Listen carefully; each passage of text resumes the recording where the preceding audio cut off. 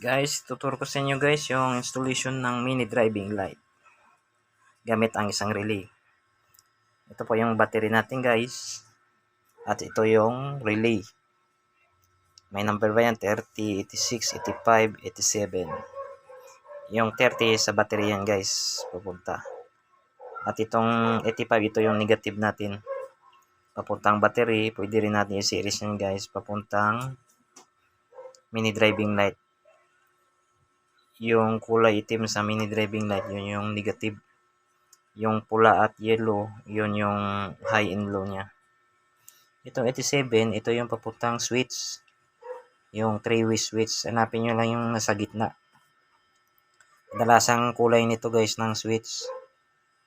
Yung sa gitna, red or blue. Doon nyo lang idikit.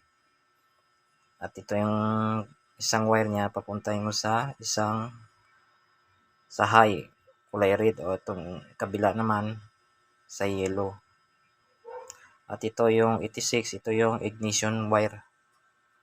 Ito yung papunta sa may accessories wire. Pwede kayo magkabit yung magka-supply lang siya pag inoon mo yung susi. Pag pinatay mo naman, mawala ng supply. Yan lang guys, yung diagram.